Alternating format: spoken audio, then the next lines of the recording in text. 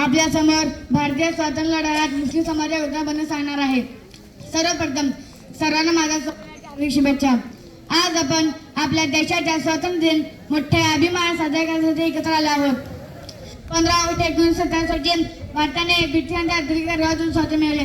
हे स्वातंत्र्य एका व्यक्तीच्या किंवा समाजाच्या त्यागाचे फलित नसून भारतातील विविध धर्म, जाती आणि भाषेतील लोकांनी केलेल्या संघर्षाचे परिणाम आहे।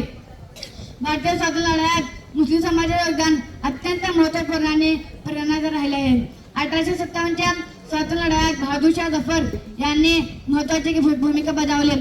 त्यांच्या नेतृत्वाखाली अनेक भारतीयांनी ब्रिटिशांच्या विरुद्ध संघर्ष केला। मौलाना अबुल कलाम आझाद हे स्वातंत्र्य लढ्याचे महान नेते होते। त्यांनी हिंदू मुस्लिम ऐक्याच्या आणि एकमताचा संदेश दिला। ते भारतीय राष्ट्रीय काँग्रेसचे अध्यक्ष राहिले आणि स्वातंत्र्यानंतर भारताचे पहिले शिक्षण मंत्री झाले।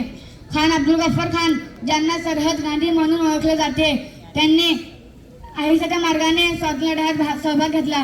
त्यांनी लोकांमध्ये देशभक्ती आणि सामाजिक एकतेची भावना निर्माण केली। अशफाक उल्लाह खान, त्यांनी क्रांतिकारक चळवळीत महत्त्वाचे योगदान दिले। त्यांनी आपल्या देशाच्या स्वातंत्र्यासाठी आपल्या प्राणाचे बलिदान दिले। त्यांचे त्याग आजही तरुणांसाठी प्रेरणादायी आहे। याशिवाय मौलाना हजरत मोहानी, मौलाना मोहम्मद अली, मौलाना शौकत अली, बेगम अहमद महल यासारख्या अनेक मुस्लिम स्वातंत्र्य सैनिकांनी आपल्या देशाच्या स्वातंत्र्यासाठी संघर्ष केला।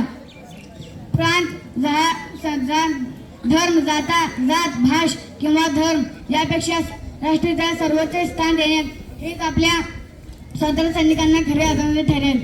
हिंदू, मुस्लिम, सिख, ईसाई आपण सारे भारतीय एक विविधतेत एकता ही भारताची खरी ताकद आहे। जय हिंद, जय भारत।